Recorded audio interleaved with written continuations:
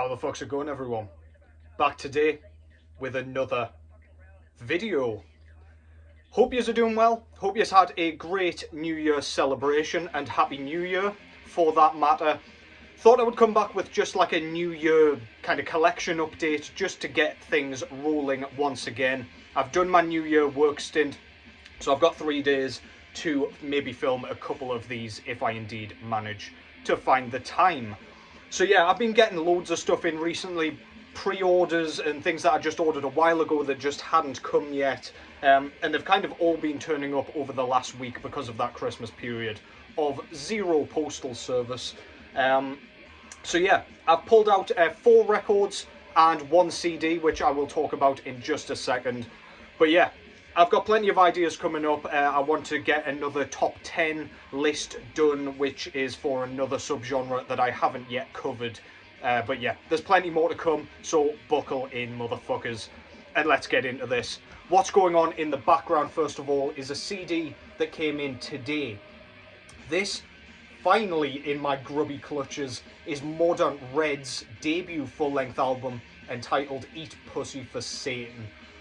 And if a kind of title could sum up a band, that is as perfect as it kind of gets for Mordant Rhed. This is like sleazy, punky, dingy and dirty sort of black metal inherently, but there are lots of different influences going into this. There's some really, really good drum work on this, which was kind of a critique that I gave for their last EP, Touch the Skeleton in the Forest. It just felt a bit sloppy on that one, and I mean, we get a bit of sloppiness on this as well. However, it's just polished up so nicely, and to be honest, it's creeping much further towards that, like, imperfection but with charm sort of realm, and I really, really appreciate it. Revik's vocals are absolutely mental. I can imagine this going off in like a small club, like an underground venue or something like that they have been playing recently, by the way. So yeah, go and catch them if you can.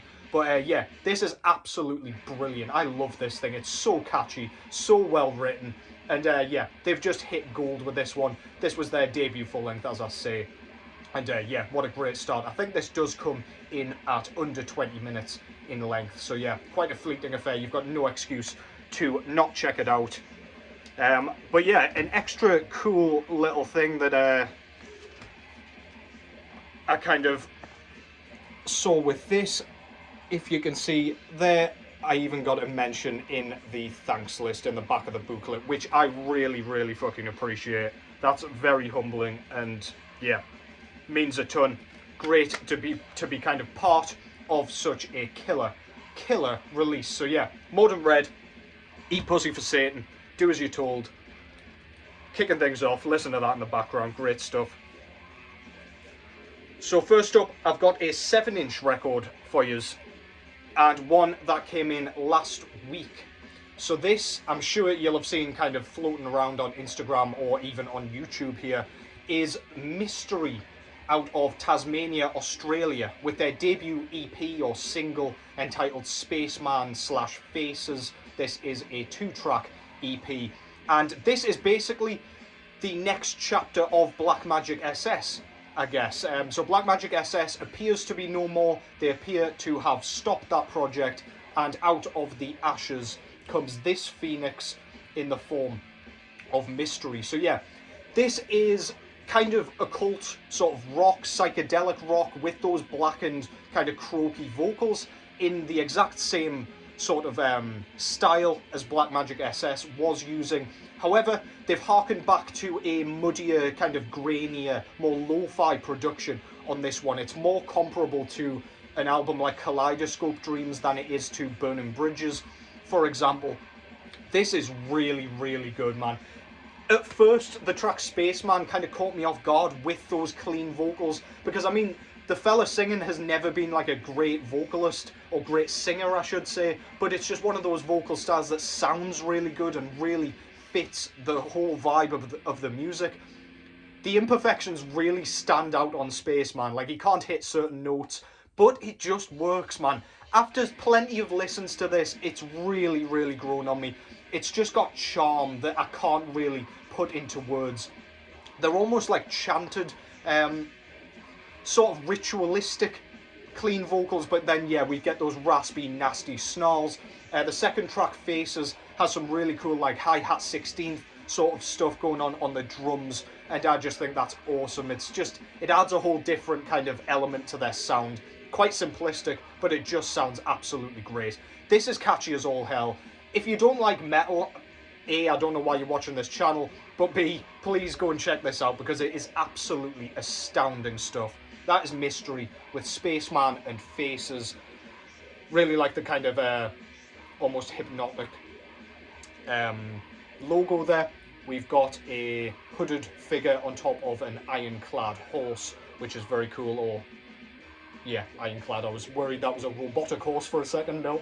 And he's carrying a sword and things. I really like that. I like the kind of cream sort of background here. And yeah, there seems to be some sort of like password deal going on with all this. I don't know if that's beginning like some sort of conceptual voyage or something, but yeah, really cool. And then of course we've got the title below. This appears to be a 4-piece. I don't know if we ever found that out about Black Magic SS, so that's kind of cool. But yeah, we've got a bunch of really wacky looking psychedelic kind of, I don't know, look like thugs or gangsters or something. But yeah, this is all very like, it's spacey, it's psychedelic, as I say. But yeah, that's really cool. Love that artwork. And then we get a bit more of the, I don't know, background to whatever story this is. I do think they're going to bring out a full length next year, so I guess we'll get a bit more context on that. We get an inner sheet here with a bit more context again. There's like, I don't know, something's crash landed, they're going to another planet. Who the fuck knows? But yeah, read that in your own time, I guess. And then there's this really convoluted password for something that I have still not yet figured out, but yeah, I don't know. Do with that what you will. We got a few stickers with this one. Very camp looking Spaceman. The album cover there. And the Creep Purple Records sticker as well, which has like a Electric Wizard kind of deal going on. Fucking lips get so dry during winter. It's doing me head in. And then there's like a username clue or something, which again, do with that what you will. I've done absolutely nothing with it, so sue me, I guess. I don't know. Black vinyl, but we get some really cool center labels here. And a robot on the other side to go with that robotic horse, eh? Yeah, I don't know, man. There's something going on, and I really, really dig it. This music is fantastic. If you like Black Magic SS at all, you will really, really like this. I guarantee it. Go and check it out, and look out for that full length coming next year, supposedly.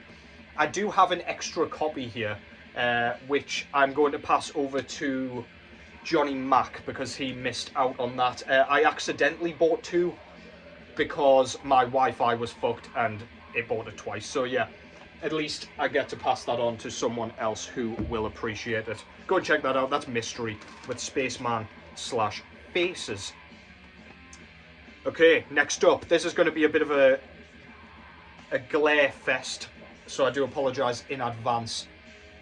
I've just gotten this one in today. This is Doria out of the UK with their 3rd full-length album entitled Bleed on My Teeth. I do apologise, things are getting very vaginal in this video. It was not purposeful, I promise. So yeah, this is a band that formed pretty early on. I think it was like 1994 or something. But they have really had a bit of a sparse discography up to this point. I can't remember when the last one was, but it was a while ago. And yeah, this is their 2024 full-length album. So yeah, this is female-fronted, sort of black and death metal, I would say inherently, but there is a huge, huge emphasis on thrash metal here, like the riffing, the drum style, the solos, and just the way everything's structured just feels like a thrash album, and that gives it such an aggression and such energy that is kind of unrivaled, to be honest. I wish I'd picked this up earlier, because this probably would have ended up on my year-end list, but alas, I'm very, very pleased to have this now. The vocalist, Melissa, I believe she's called, has a really cool voice. She mainly uses these kind of rasped snarls, which just sounds so badass. You can hear everything she's saying though. It's not like a really like guttural style. It's not super harsh. It just kind of adds a little bit of rawness to her voice. It's a bit of a yell, to be honest, but then she's got some really cool like squeals, like really high pitched, sort of reverberating squeals that just come out of nowhere. She sounds absolutely out of her goddamn mind, and it just goes so perfectly with this chaotic record. I absolutely love this thing, man. I'm going to be spinning this a lot, I can tell you that right now. Front cover there, very cool logo, kind of gold foil stamping. We've got a woman menstruating into the devil's mouth there, bleeding on his teeth, if you will. But yeah, we've just got loads of like satanic imagery. There's some like Lovecraftian sort of monsters floating around in the background. We've got, I don't know, I guess she's a demon. She's got like massive bat wings and things. Look at that goofy little guy. Yeah, just lots of very cool stuff. One of the best artworks of the year, actually, which I neglected to mention. I do apologise about the glare, by the way. I'll try and sort that out.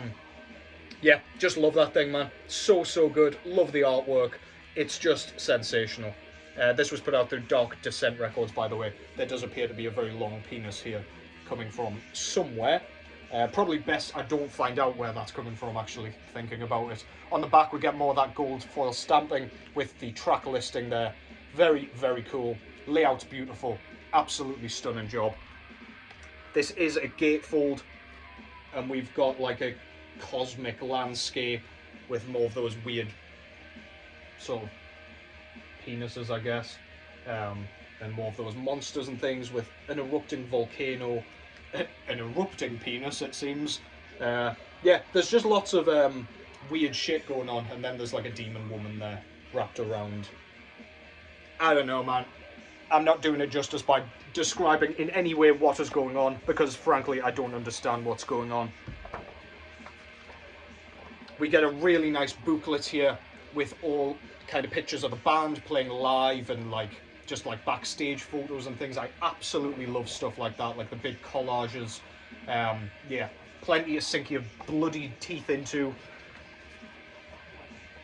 All the lyrics inside here as well. Again, layout, attention to detail, absolutely stunning. Hopefully you can see that all right enough. But yeah, really badass. This is just black vinyl, but I'll just double check there's nothing else that I'm missing. There is not. So yeah, I'll not show you the black vinyl, but this is an astounding album, and one that kind of came out of nowhere for me, because I was not super familiar with this band whatsoever. So yeah, go and check that out. That's Adoria with Bleed on My Teeth. Hailing out of the UK as well. Always a nice extra. Okay, two more to show you now. Next up, one that is not metal at all. This is a goth record, believe it or not. I've been on a bit of a goth kick recently when I've just been listening in my headphones whilst on the way to work and things like that.